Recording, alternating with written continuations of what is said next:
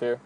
I had to talk a little bit about Eddie Hearn, promoter for Matchroom, as he had another interesting interview with Kugan Cassius, as they went through a lot of details of certain fights, what's going on in the future, in the near future, negotiations, and also he went in on his promotional rival, Frank Warren, who has been trying to make fights with Eddie Hearn for quite some time. And it's understandable. He's pretty much, it just seems like Frank Warren's in desperation mode. He's trying to get big fights for some of his clients like Terry Flanagan and Liam Smith.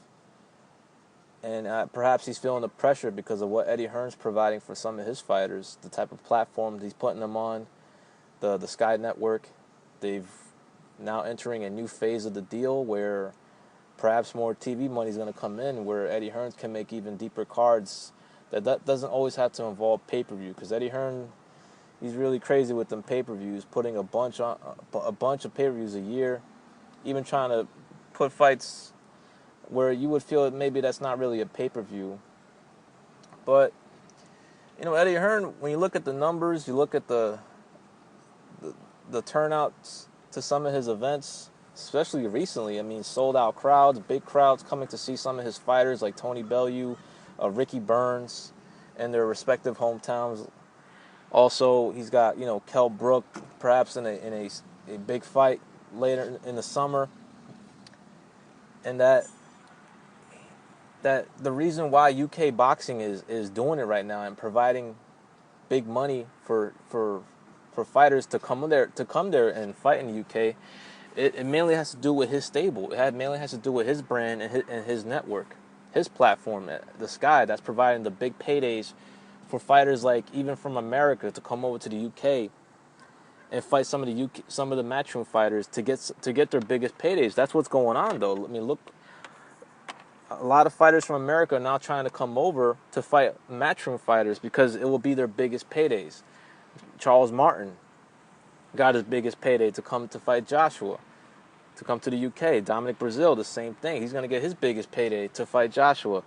Jesse Vargas most likely is going to come to the UK only because the money was just too much to turn down. They reported $1.9 million purse to defend his strap in unification potentially on September 3rd against Kell Brook in the UK. So Eddie Hearn, he's got a point, man, that his fighters' profiles are being raised, that he's doing good numbers, that he's selling a lot of tickets involving many fighters from his stable, and that Frank Warren is lacking in that department. He trashed Frank Warren's promotional game. That he needs to step it up. That it's lacking. That his fighters are not getting the name recognition compared to Matchroom fighters. That he's doing nowhere. Frank Warren's fighters are doing nowhere near the type of gates or the numbers or the viewership that Eddie Hearn's providing for his fighters of Matchroom and on the Sky Network. And that Frank Warren is in desperation mode. That he's feeling the pressure, he's feeling the heat. He knows that his fighters, like a Terry Flanagan or a Billy Joe Saunders and a Liam Smith, they're probably getting word of what type of money, what type of purses some of the Matchroom fighters are getting because of the great turnouts, the great crowds and viewership that they're putting on for their events. And it could put pressure on Frank Warren that he needs to deliver for some of these guys. He's got to get these guys significant fights. He's got to raise their profiles, and that's one of the reasons why Eddie Hearn, according to him, it hasn't really shown much interest in making fights like a Flanagan Crolla, a unification at lightweight, because he feels these guys' profiles are not big enough. That it's not a big enough fight, and that he want that fight to be as big as possible, and to perhaps put it on a pay-per-view featuring a Crolla Flanagan lightweight title fight.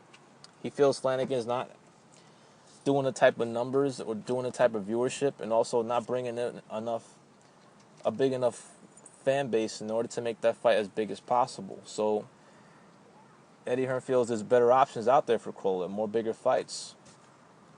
And the same thing with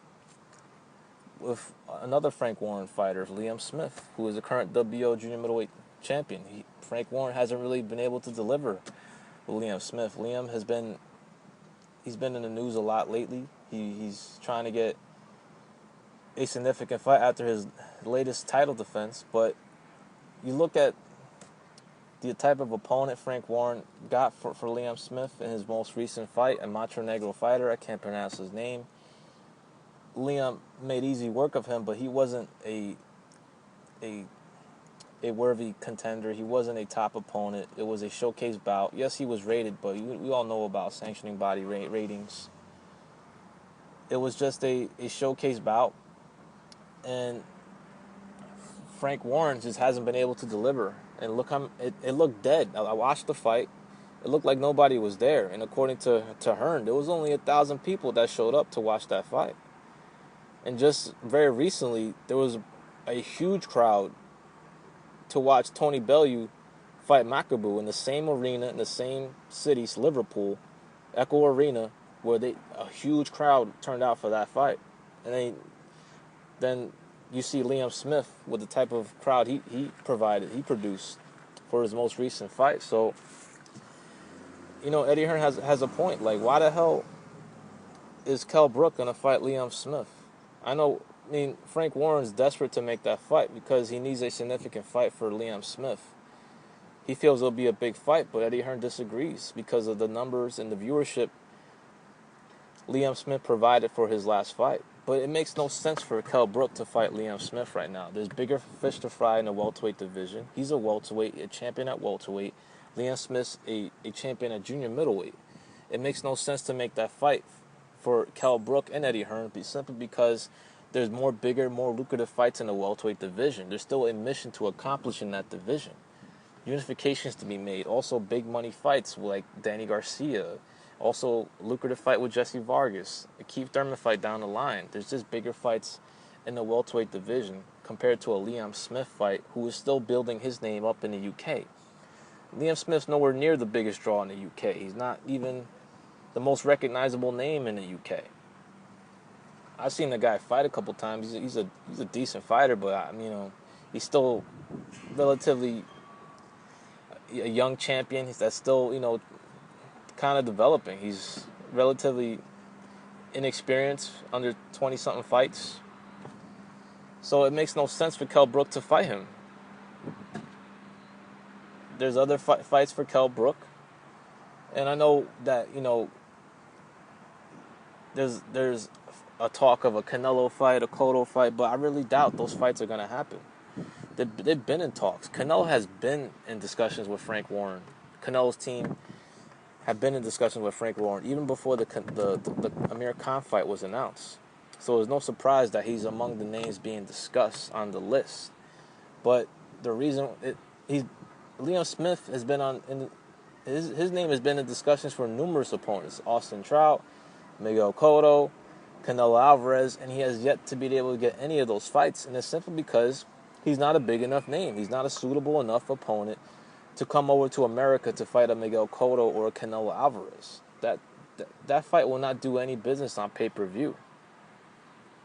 And I don't know if HBO will be willing to pay a license fee for that type of fight, where Liam Smith is relatively unknown in America. Hardly anybody in the U.S. knows who Liam Smith is. I follow UK boxing, so I know who he is. I've seen him fight a couple of times, but he's definitely not the biggest name. And not a fight that's desirable for American boxing fans to see a Canelo or Miguel Cotto fight, because simply they don't know who the hell he is. But Eddie Hearn has a point when it comes to Frank Warren and his fighters, that they're lacking name recognition. Their profiles are not being raised. They're not fighting in big arenas compared to some of Eddie Hearn's fighters.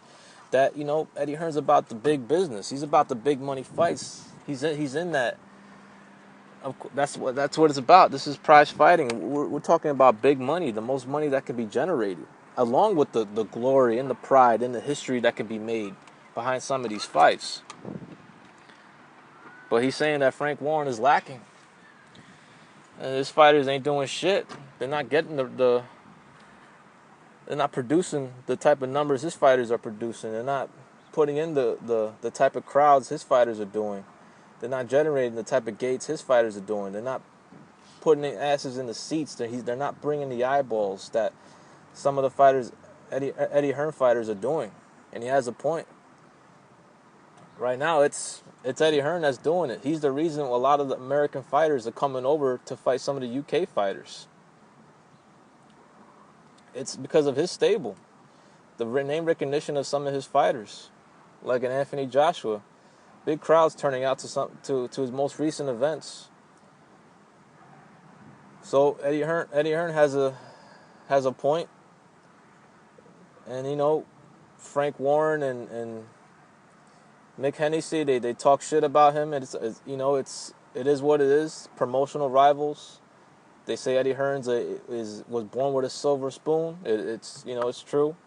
His father was a promoter for a long time, and Eddie Hearns simply swooped in there and took over the reins. And now he's in the driver's seat of Matchroom Boxing, and he's doing some big things. A new deal that's now in effect with the platform he's been using, Sky Sports. He's making big fights. He's perhaps the Kell Brook fight's most likely going to happen with Jesse Vargas. He's creating. I mean, Anthony Joshua. People have their criticisms that he's fighting. Not the most worthy contenders, trash opponents, or whatever. I mean, Tyson Fury will say he's fighting guys that can't even fight, 17 fights, prospects. All that may be true, but look at the numbers. Look at the gates. Look at the pay-per-views. I mean, this guy could fight anybody, and it's selling. But he's fighting undefeated guys, but they're not world beaters. Let's just put it that way. But look at the type of revenues Joshua's doing. He has the potential to be a major superstar if he keeps winning. So, Eddie Hearn has a lot of upside with a lot of his fighters. He's got a lot of good fighters, young prospects.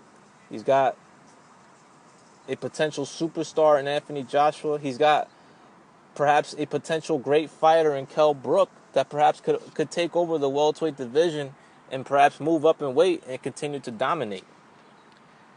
And Frank Warren, he's got the Box Nation platform. He's providing good content. I mean, he's buying a lot of rights to a lot of fights. But when it comes to his own stable, Queensberry Promotions, it's lacking. He doesn't have any big stars. He doesn't have any great fighters. He has prospects. He's got Hughie Fury. He's got Liam Smith, Terry Flanagan, Billy Joe Saunders, but he doesn't have any. He doesn't have that most valuable piece on his chessboard. He doesn't have a potential superstar or a potential great fighter. I mean, it's really lacking right now. He's not providing the type of fights that some of his clients need. I mean, look at Terry Flanagan's next fight is a joke. That's why Frank Warren, he really can't talk shit. I mean, he was talking mad shit, saying that,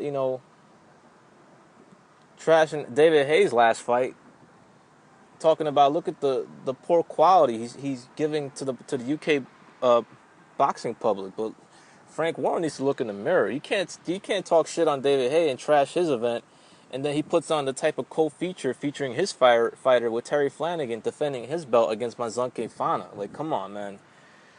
You can't talk shit if you're gonna provide that type of matchup where Fana, what the hell he's been doing? I haven't heard of this guy ever since Marco Antonio Barrera knocked him out, perhaps over a decade ago. That was actually on a pay-per-view in America. I haven't heard of this guy since, and he's over 40 years old. How the hell is this fight being sanctioned? What the hell has Mazunke Fana done since? And Terry Flanagan is gonna fight this guy as the co-feature to Tyson Fury, Vladimir Klitschko. Really? Frank Warren couldn't find a better co-featured bout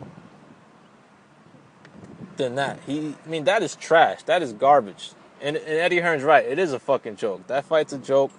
Why the hell is Flanagan fighting Mazunke Fana? What the hell has he done to earn a title shot? What is he? He's irrelevant to me. I haven't heard of this guy in over a decade. I didn't even know he was still fighting. And he's only known through American boxing fans because Marco Antonio Barrera knocked him out about a decade ago. That's the only reason why I heard of him. That's the only reason why I know of Mazunke Fana. I haven't seen him fight ever since.